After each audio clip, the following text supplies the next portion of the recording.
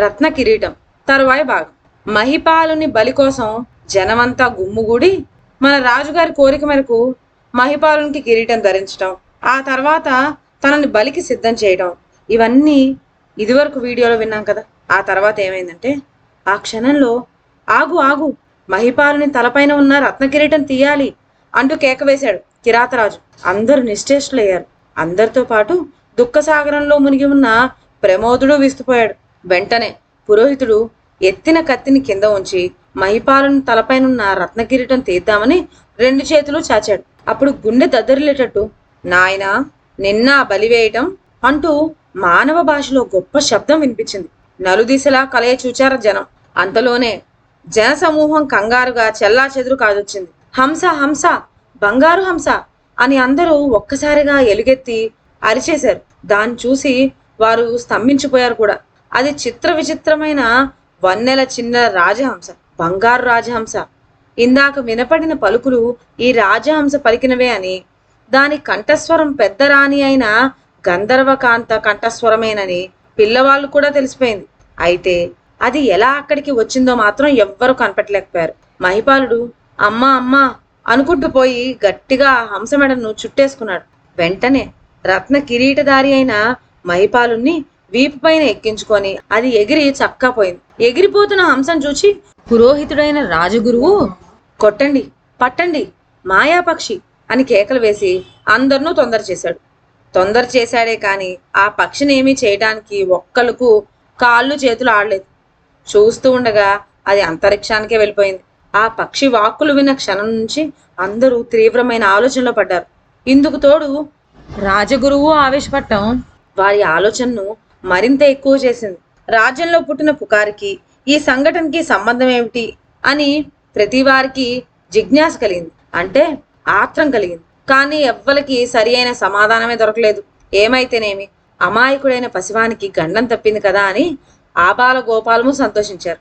ఈ సందర్భంలో ముందు రాజు గురువుని పట్టి బంధించమని ఆజ్ఞాపించాడు మన రాజు. ఇలా ఆజ్ఞాపించగానే మందాకిని ఆలోచనలో పడింది. క్షణం కూడా నిలవక ఒక్క లిప్తిలో, అంటే ఒక్క క్షణంలో ఆమె అంతఃపురం చేరుకున్నది. ఇదంతా కనిపెట్టి చూస్తూ ఉన్న ఆమె తండ్రి కిరాతరాజు ఏదో గడబిడ ఉన్నట్లు కనిపెట్టి ఆమె వెనకాతనే తాను వెళ్ళాడు.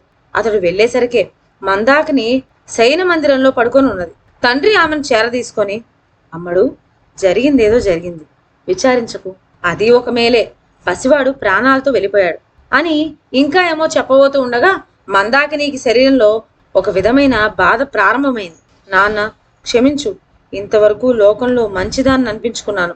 ఇప్పుడు నలుగురు నోట్లో పట్టం ఇష్టం లేదు. తీరా తొందరపడి రాజుగురు చిక్కుకున్నాడు. రేపు జరగబోయే విచారంలో నిజ నిజాలు బయటపడక తప్పదు. అందుకనే అనేటంతలో ఆమెకు ఒంట్లో భరింపరాని ఆవేదన పుట్టుకొని వచ్చింది. ఆవేదనతోనే ఆమె అతి ప్రయత్నం చేసి, నాన్న పసివాన్ని చూచుకో, జాగ్రత్త, అన్నయ్యను కూడా ఇక్కడికే వచ్చేసి ఉండిపోమను. నాకు కాలం సమీపించింది, మాట్లాడలేను. నేను చేసిన పని మడుకు గొడవ కానీయకు. నాన్న పసివాడు అర్ధకర్ముడు అంటూ ప్రాణం విడిచింది. తన కూతురు మహిపాలుడికి కలిగిన కష్టాలు చూడలేక గుండె పగిలి మరణించిందని కిరాతరాజు విలపింపసాగాడు. అంతలో ప్రమోదుడు వచ్చాడు. దురదృష్టవంతుణ్ణి, చేతులారా పెద్దరాణిని పోగొట్టుకున్నాను, పసివాడైనా ఉన్నాడు కదా అని ధైర్యపడేటంతలో విపరీతమైన అవాంతరం వచ్చిపడి వాడు కాస్త ఎగిరిపోయాడు. పోని ఇక వాణి గురించి భయమేం లేదు, తల్లి దగ్గరకు చేరుకున్నాడు కదా అని సంతోషించేటంతలోనే నా మందాకిని నన్ను మోసగించిపోయిందే. నా గతి ఇంకేం కాను, ఎవరు నాకు దిక్కు? ఆ మాయాదేవుడు ఇన్ని పాటలు తెచ్చిపెట్టడానికి నేనేం పాపం చేశాను అంటూ వలవలా ఏడ్చేశాడు. నిమిషంలో ఈ వార్త నగరమంతా అల్లుకుపోయింది. మరణించిన మందాకిని పైన అందరికీ జాలి కలిగింది. మరికొద్ది రోజులకే విచారణ వచ్చింది. ఉన్నది ఉన్నట్లు చెప్పాడు రాజుగురు. కుట్రంతా చిన్నరానిదే అన్నట్లు ఆయన సంజాషి వల్ల తేలింది. కూతురు పన్నిన కుట్రలో సాయపడటానికి కిరాతరాజు ఇక్కడ తిష్ట వేశాడని చెప్పి తన మాటలు బలపరుచుకోవటానికని చూశాడు రాజగురు. కానీ ఆయన మాటలు ఒక్కళ్ళు నమ్మలేదు. చనిపోయిన రాణి మీద నేరం తోసేసి తను తప్పించుకోవడానికి చూస్తున్నాడని అందరూ ఉద్దేశపడ్డారు. రాజు ఉగ్రుడయ్యాడు. పట్టం కట్టుకోవలసిన మహిపాలుని పొట్టను పెట్టుకుపోయిన మహాపాపివి నీవు. రాజ్యకాంక్షతో అమాయక ప్రజలను రెచ్చగొట్టావు, ఘోష పెట్టావు, రాజ్యమంతా అల్లకల్లోలం చేసి వేశావు, నా హృదయంలో చిచ్చు పెట్టావు. నిన్నేం చేస్తే పాపముంది ద్రోహి, పో, నా ఎదుట మరీ కనపడకు, నా రాజ్యం వదిలిపో అంటూ మండిపడి రాజగురువుని కోట అవతలకు గెంటివేశారు. ప్రజలు ఆయన్ని చూచి చీచి అన్నారు. రాజు అవమానించగా లోకులు చీచి అనగా తలవంపులతో బల్లాన రాజ్యం వదిలిన రాజుగురు మళ్ళీ వెనక్కి తిరిగి చూడలేదు. జన్మలో ఇంతవరకు ఎన్నడూ ఇటువంటి అనుభవం ఎరిగి ఉండలేదు ఆయన. ఆ సమయాన తన కుటుంబం ఏమైపోతుందో అని చింత కూడా లేకపోయింది ఆయనకి. భార్య బిడ్డలను చూచుకుపోదామనే దృష్టే కలగలేదు. బల్లాన రాజ్యం అనే ఈ గడ్డపైన క్షణమైనా నిలవకూడదు. ఇదే ఆయన చేసుకున్న నిశ్చయం. ఇది తప్ప మరో ఆలోచనకు మనసులో స్థానమే లేకపోయింది. ఇంతట వైరాగ్య భావంతో రాజగురు ఒక లక్ష్యం సంకల్పం లేకుండా కాలు ఎక్కడికి తీసుకుపోతే అక్కడికి సాగిపోతున్నాడు. పోయి రాజగురు ఒక అటవీ ప్రాంతం చేరుకున్నాడు. అలసి ఒక చెట్టు కింద కూలపడ్డాడు. సోలిపోయిన ఆ సుకుమారి ప్రాణానికి కునుకు పట్టినట్లయింది. కొంచెం సేపటికల్లా గుర్రం డెక్కలు టకటకా శబ్దం వినిపించింది. అంతలో ఒక యువకుడు ఆ దారిని వచ్చాడు. వచ్చి రాజగురువుని చూస్తూనే గుర్తుపట్టాడు. అతడే కిరాతరాజు కొడుకు మందపాలుడు. ఆ ప్రదేశమే కిరాతరాజ్యం. నిమిషంలో రాజగురువుకు సమస్త ఉపచారాలు జరిగినాయి. మరుక్షణంలో ఆయన కిరాతరాజు దివ్య కుటీరంలో ఉన్నాడు. అటు తర్వాత రాజగురువు ఎంతో దీనంగా తన స్థితిగతులను మనసు విడిచి మందపాలనికి వెల్లడించాడు.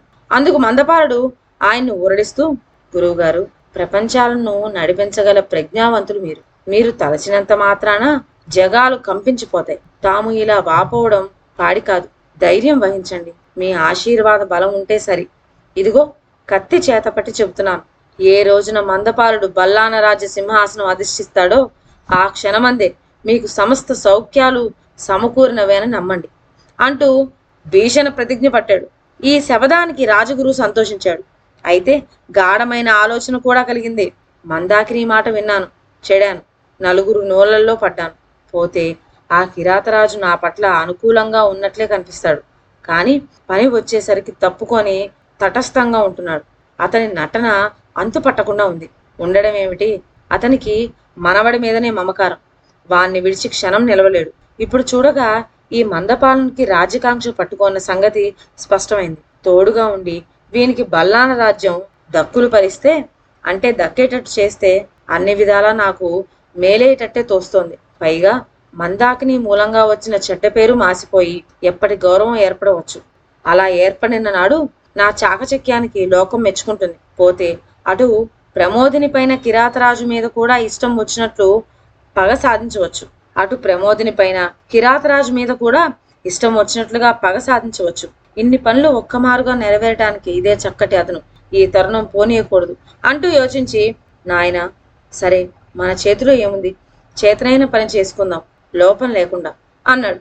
అటు తర్వాత మంతనాలు సలపటానికని వారు అభయులు రహస్య మందిరానికి వెళ్ళారు. మందాకిని పోయినప్పటికీ వంశం నిలబెట్టేందుకు అర్ధకర్ముడైనా నిలిచి ఉన్నాడు కదా అనే తృప్తితో ప్రమోదుడు పసివాన్ని ఎంతో అభిమానంతో కనిపెట్టి 1000 కళ్ళల్లో చూచుకుంటూ ఉన్నాడు. త్వరలోనే అర్ధకర్ముడికి పరిణయము, పట్టాభిషేకము కూడా చేసి కొంతలో కొంత మనశ్శాంతి పొందాడు. మరికొద్ది కాలానికే అర్ధకర్ముడికి కుమారుడు కలిగాడు. ఇందుకు రాజ్యంలో అందరూ మితిలేని ఆనందాన్ని పొందారు. శిశువుకి చిత్రబాణుడు అని పేరు పెట్టి అల్లారు ముద్దుగా పెంచుకుంటున్నారు. ఈ విధంగా కష్టాలు గట్టెక్కి మంచి రోజులు వచ్చినాయి కదా అని సంతోషిస్తూ ఉండగా ఒక రోజున ప్రమోదుని ఆస్థానంలోకి ఒక రాయబారి వచ్చాడు. కూడా ఒక లేఖ తీసుకొచ్చాడు. అది సామంతరాజుల్లో ఒకడైన గూర్జర దేశపు రాజు వద్ద నుండి వచ్చిన లేఖ. ఆ లేఖలో బల్లాన రాజ్యం ముందు రత్న కిరీట ధారణ అను వంశీకంగా వస్తున్న ఆచారం.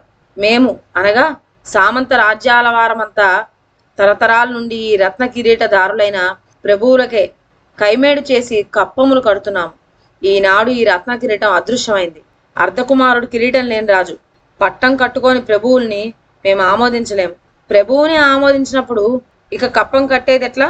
ఇదే మా తీర్మానం అని ఉన్నది. కొంచెం స్థిమిత పడుతూ ఉన్న ప్రమోదునికి ఈ లేఖ గొడ్డలు పెట్టయింది. ప్రత్యుత్తరం వస్తుందిలే అని చెప్పి ఆ వచ్చిన రాయబారాన్ని పంపించి వేశాడు. తరువాత వియంకుడైన కిరాతరాజుతో, మామా, మన బల్లాన రాజ్యానికి చెందిన సామంతరాజులు పరమ సాధువులు, సద్దయ హృదయులును. ఇంతకాలం నుండి లేని ఈ సంఘటన ఇప్పుడెందుకు కలిగింది చెప్పమా అని అంటూ, ఇప్పుడేం చేద్దాం మరి అని సలహా అడిగాడు. అప్పుడు కిరాతరాజు బాగా యోచించి, మనం బదులు రాసి పంపటం కంటే మనిషి వెళ్ళి మాట్లాడడమే మంచిది. ఇప్పుడు సామంతరాజు ఉన్న పరిస్థితిలో ఏ సమయాన ఎలా ఉంటుందో చెప్పలేము కనుక ఉద్యోగస్తులను పంపటానికి వీల్లేదు. పోతే వెళ్ళే రాయబారి పూర్తిగా నమ్మకస్తుడై ఉండాలి. సామంతరాజుల్ని మాటలతో దారికి తీసుకురాగల చతురుడై ఉండాలి అని చెప్పి ఊరుకున్నాడు. ఈ సలహా బాగా నచ్చింది ప్రమోదునికి. మామ, మన మందపాలుడు ఉండగా ఎవరినో వెతుక్కోవడం ఎందుకు, ఉండు అంటూ వెంటనే కబురు చేసి మందపాలుని రప్పించాడు ప్రమోదుడు. పరిస్థితులన్నీ మందపాలనికి తెలియజెప్పి తనకు వచ్చిన ఉత్తరం కూడా చూపించాడు. నీవు వెళ్ళి సామంతరాజులతో నా మాటలుగా ఇలా చెప్పు. ముందు కప్పం కట్టి మరీ మాట్లాడవలసింది. రత్నకిరీట ధారణ కేవలం కుటుంబ విషయమే కాని రాజకీయాలకు సంబంధించింది కాదు. ఈ నెపం మీద కప్పం కట్టకపోయినట్లయితే అవిధేయతగా పర్ణగించవలసి వస్తుంది అంటూ నయానా భయానా మనసుకు నాటేటట్టు చెప్పి వాళ్ళు కప్పం కట్టేటట్టు చేసి వెంటనే తిరిగి రావాల్సింది అని చెప్పాడు. ఇలా అంటూ రాజముద్రిక గల తన ఉంగరాన్ని ఇచ్చాడు. ఇచ్చి ఇలా చెప్పాడు, దారిలో ఆమడకు ఒకటి చొప్పున రాజు విడుదలుంటాయి. ఈ ఉంగరం చూపిస్తే సరి, కావాల్సిన సదుపాయాలన్నీ జరుగుతాయి. ఏ రాజ్యంలో ఏ చోటకైనా ఏదెచ్చగా పోవచ్చు అని చెప్పి పంపాడు. అప్పుడు కిరాతరాజు కొడుకుతో, నాయన విజయం చేసుకురా, ఈ విషయం పిట్టకైనా తెలియనేకు, జాగ్రత్త అంటూ మెలకువలు చెప్పాడు. రాత్రనక పగలనక మందపాలుడు ప్రయాణం చేస్తూ పోసాగాడు. ఒక్కొక్క విడిదిలో దిగి విశ్రాంతి తీసుకొని తాను ఎక్కి వచ్చిన గుర్రాన్ని ఈ విడిదిలో వదిలివేయటం, అక్కడి నుండి మళ్ళీ అతను మరొక గుర్రాన్ని తీసుకొని వెళ్ళటం, ఇది ప్రయాణం చేసే పద్ధతి. ఇలా 3 రోజులు ప్రయాణం చేసి 4వ రోజు రాత్రి ఒక విడిదిలో దిగి అలసట ఎక్కువ కావటం చేత నడుం వాల్చాడు. అప్పుడు అతని మనసులో పరిగెట్టిన సమస్యలు అన్నీ ఇన్ని కావు. ఈ ఆలోచనతోనే అతను గాఢ నిద్రలో మునిగిపోయాడు. మునిగిపోయి ఉండగా సరిగ్గా అర్ధరాత్రప్పుడు ఏం జరిగిందో నెక్స్ట్ వీడియోలో విందాం. అంతవరకు సెలవు. నా ఛానల్లోని కథలు మీకు నచ్చినట్లయితే నా ఛానల్ను లైక్ చేసి సబ్స్క్రైబ్ చేయండి. షేర్ చేయటం మర్చిపోవద్దు. కొత్త కథల నోటిఫికేషన్ కోసం బెల్ ఐకాన్ ప్రెస్ చేయండి. Thank you.